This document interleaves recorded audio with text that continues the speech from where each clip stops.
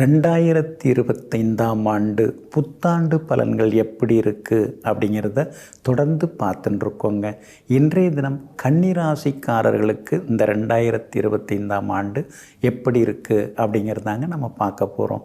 பொதுவாக கன்னிராசிக்காரர்களுக்கு போன வருஷம் 2024 கொஞ்சம் பரவாயில்ல அப்படிங்கிற மாதிரி இருந்தது. ஆனால் பல விஷயங்கள் முடியாமலே போயிடுது. காணல் நீர் மாதிரி ஏதோ கையில் கிடைக்கும், இதோ வருது அதோ வருதுன்னு நினச்சி எதிர்பார்த்து ஏமாற்றம்தான் மிஞ்சிச்சு. உங்களுடைய ராசிக்குள்ளாரே கேதும் உட்கார்ந்துக்கிட்டு இருக்கிறதுனால உங்களை உடல் வகையிலையும் ஆரோக்கிய வகையிலையும் உங்களை போட்டு பாடாப்படுத்தின்னு இருக்காரு. அந்த நிலைமை எல்லாமே இனிமேல் மாறுங்க. இந்த 2025ஆம் ஆண்டு எடுத்த எடுப்பிலேயே உங்களுக்கு வெற்றியை தரக்கூடியதாக இருக்குதுங்க. முதல் பந்திலேயே சிக்ஸர் அடிக்கிற மாதிரி இந்த 2025ஆம் ஆண்டு அதிர்ஷ்டகரமான நாளாக இருக்குது. இந்த வருடம் உங்களுக்கு ரொம்ப ரொம்ப சிறப்பாக இருக்குங்க. காரணம், உங்களுக்கு யோகாதிபதியே சுக்கிரன் தாங்க. அப்படிப்பட்ட யோகாதிபதி ஜனவரி மாதம் 28ஆம் தேதியிலிருந்து மே மாதம் வரைக்கும் 7வது வீட்டிலேயே உட்கார்ந்து உங்கள் ராசியை நேருக்கு நேராக பார்த்துட்டு இருக்க போகிறாரு. அதனால் உங்களுடைய நடை உடை பாவனை எல்லாமே மாறுங்க. விலை உயர்ந்த ஆடை அணிகலன்கள் வாங்குவீங்க. சொந்த வாகனம் வண்டி வாகனம் வாங்கிறதுக்கும் வாய்ப்பு இருக்குது. திருமணம் தள்ளி போனவங்களுக்கு திருமணம் கூடி வரவும் வாய்ப்பு இருக்குது.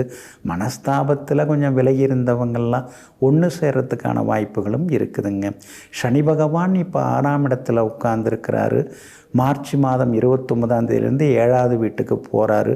அப்படி இருக்கிறதுனால பழைய நண்பர்களால் சின்ன சின்ன தொந்தரவுகள் வரும்.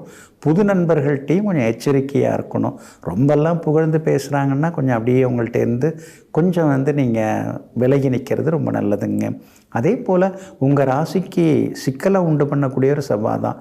அவர் ஜூன் 6ஆம் தேதி வரைக்கும் லாபஸ்தானத்திலே உட்காந்துருக்க போகிறார். அதனால் ஜூன் 6ஆம் தேதிக்குள்ளார பெரிய தொகை உங்களுக்கு கிடைக்க வாய்ப்பு இருக்குது. வீடு வாங்குவீங்க. தொழில், புது தொழில் தொடங்கிறது, வியாபாரமும் நல்லாயிருக்கும்.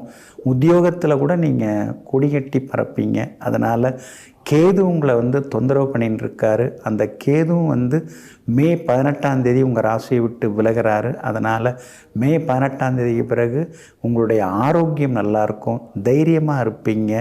எதையும் செய்து முடித்து காட்டுவீங்க. எப்படி பார்த்தாலும் இந்த வருஷம் உங்களுக்கு ரொம்ப நல்லா இருக்குதுங்க.